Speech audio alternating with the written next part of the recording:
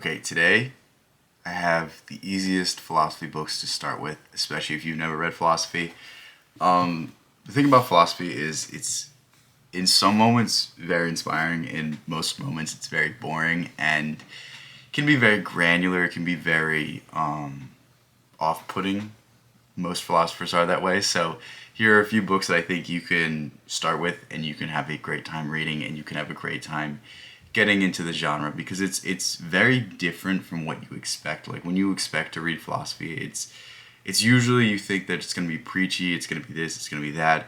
The greatest philosophers aren't like that at all. If you read Nietzsche, he's basically destroying philosophy the entire time he's writing, and that's why I love his style so much. It's so much different than the classical traditional philosophers that you might be taught about in school. And there's a reason why Nietzsche is put up there in the greatest philosophers. But with that said, we'll get into some of the books. So the first book I really suggest you read is Walden. Walden is perhaps the simplest philosophy book that you can read, and it might be the deepest at the same time. And the overall premise of Walden is when you live off the bare minimum, you can appreciate what you have. But when you have more than you need, when you have excess, this is when it makes it difficult to actually appreciate, actually be gracious, and actually understand that you already have everything you need to be happy. That's the pure thesis of Walden. And I think it's not a traditional philosophy book in the sense that like Thoreau is telling you a way of living. Thoreau is basically just telling you his cathartic experience of him going out in the woods, him finding that he could appreciate the small things and he could understand that there was a deeper purpose, there was a deeper meaning, and this is what he found when he went out into the woods. And I think if you've never read this book, it's really worth reading because it's something unlike everything else, and it's something that has such a profound message that could benefit everyone in this entire world. And it's very fun to read as well. It's very easy to read. It's very approachable. That's why I have this number one. The next thing is probably better than the last book because this is Ralph Waldo Emerson. Ralph Waldo Emerson is actually the guy who inspired Walden. It's very similar.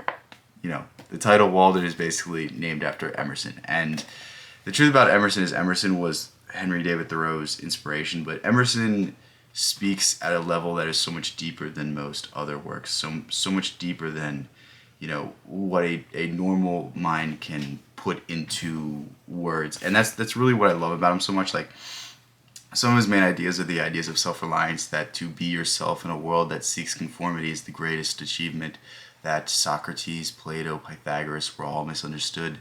To be great was to be misunderstood. And I like to take it a step further by saying to be yourself is to be great. And I really think that's the overall message of all of Emerson's writings. It's when you're yourself, you don't need anything.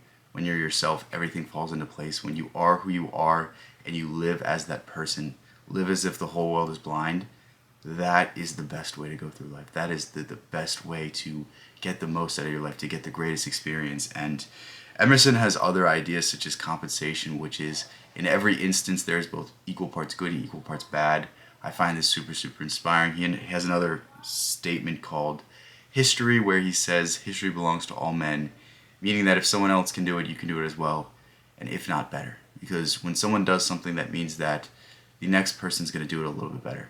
Think of every achievement. Every achievement's built off of something. Every great, discovery is built off the backs of the previous discoveries. Like Sir Isaac Newton invented basic physics, but Einstein needed Isaac Newton's discoveries to create his own field of physics. And that's really how it works. And when we start thinking of things from this perspective, then we can start understanding the world in a different manner and start understanding and framing our lives to live a better life. And the funny thing about Emerson is Emerson basically says all of the same things as Nietzsche, but he says it in such a more uplifting and more positive way.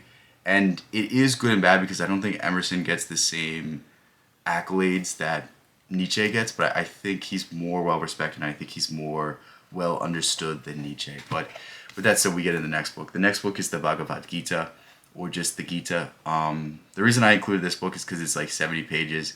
It's written in the form of poetry, but it will teach you a lot about philosophy. It will teach you a lot about Eastern thought, and I think Eastern philosophy is the most interesting form of philosophy. I think it's the most comprehensive and the most complete. If you look at the greatest ideas in philosophy, they're just offshoots of Eastern philosophical ideas.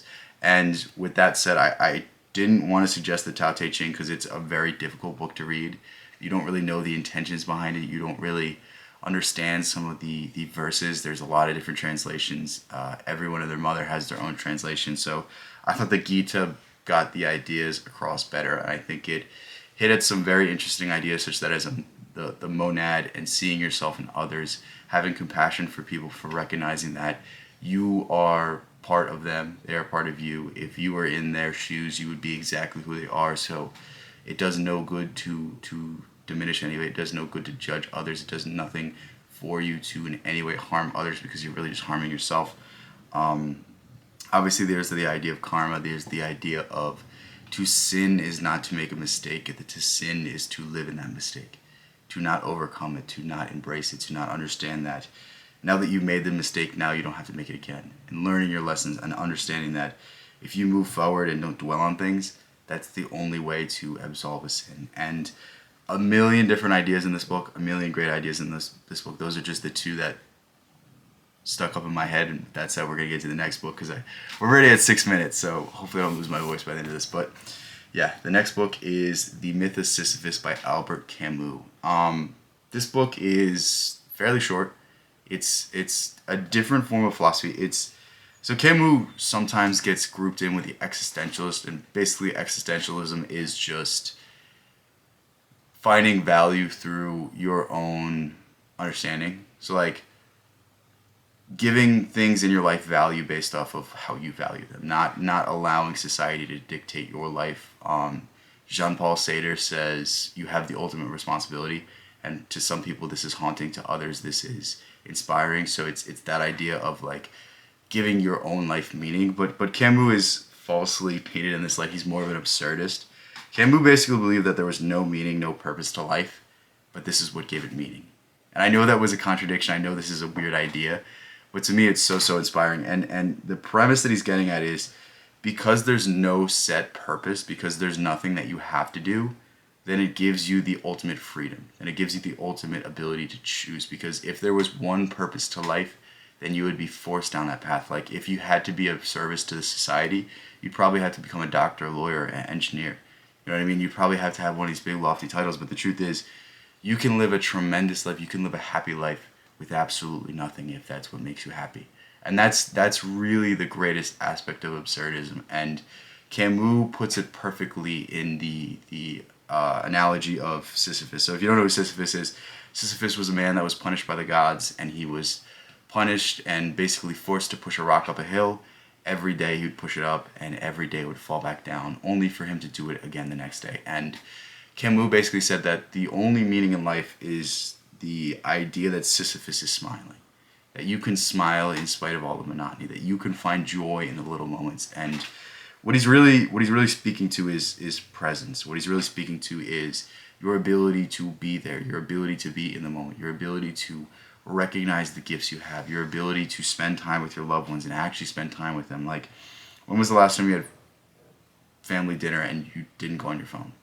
When was the last time you were around at a campfire with your friends and you just forgot about the world? That's really what Camus is talking to, and he does it through the idea of the conqueror, the idea of the actor, and the idea of the Don Juan. But I really should get to the next book because I'm just ranting at this point. But great book, very short, very interesting, and he's one of the only existentialist, absurdist philosophers that I actually respect, in the sense that I do quote him, I do use his ideas a lot, and I do find him inspiring. I think a lot of the existentialists kind of go off into a weird category, in a weird area, and Camus was interesting because basically people his whole life thought he was an atheist, and he said, I'm not an atheist, I'm agnostic. And it's that idea that there's no such thing as certainty that really inspires me from Camus. But on to the next book, The Fifth Agreement. So you can either get The Fifth Agreement or you can get The Four Agreements. Basically the same book. Fifth Agreement just has an extra chapter. But the reason I picked this was because this is more esoteric philosophy. This is more ancient wisdom, more allegorical stuff. And I think it's just an interesting and quick read that's really going to help you a lot. The first agreement is use your words precisely, use your words wisely, be very careful with the words you use. And this is the idea that when you say something about someone, it forms an opinion of them.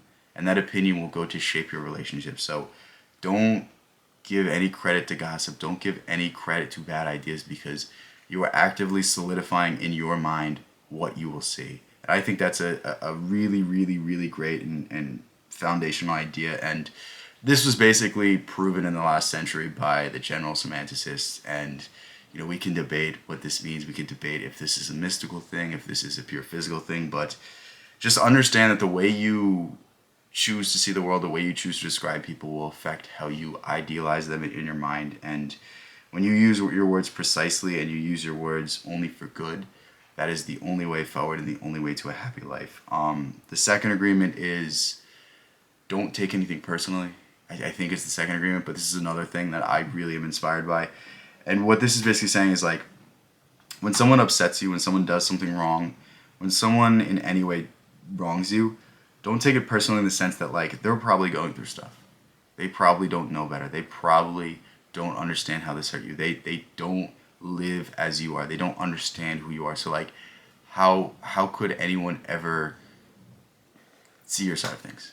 It's the same thing as other people. How could you see their side of things? Maybe they're right in their mind. They probably are right in their mind. That's why they did these things. But when you understand that, like, you're dealing with hurt people, you're dealing with broken people, and because of this, you're going to deal with bullshit, don't take it personally. And when you don't take it personally, when you see it as a product of poor circumstances or a product of someone being wrong, then you can act with more sympathy. Then you can act with forgiveness. But two people being angry at each other don't do anything.